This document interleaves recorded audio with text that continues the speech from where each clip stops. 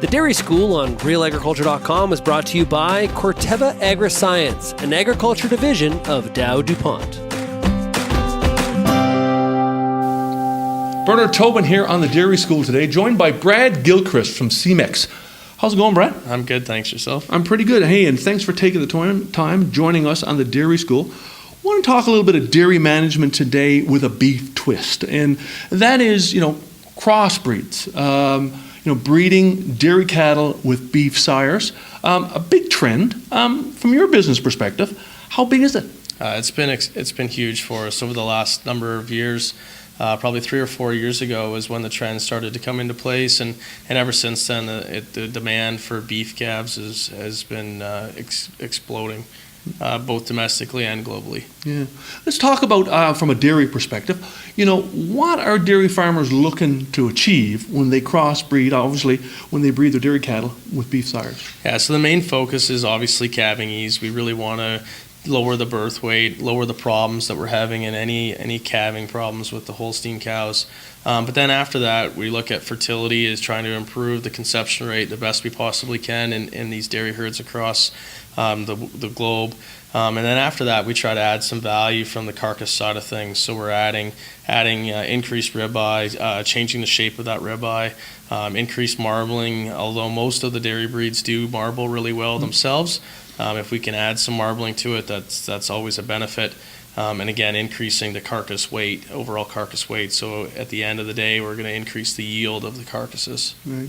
Talk strategy. I mean, obviously there's dairy producers out there. They may be breeding the top end of the herd with sex semen, with top sires, and they want to identify those lower grade cattle, shall we say, and target them with beef. How does that work? Yeah, that's really the key. I think we need to, the focus is on getting the best genetics that we possibly can out of the top end of the herd and retaining heifers out of the top end of the herd.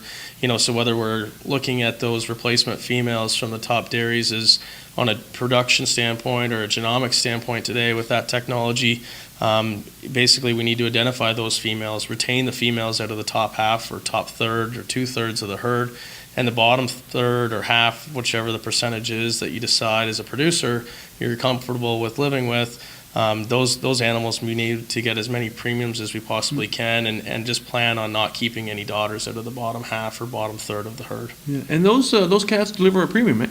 Yeah, so we found a lot of feed yards both across Canada and globally are willing to pay a premium for those calves.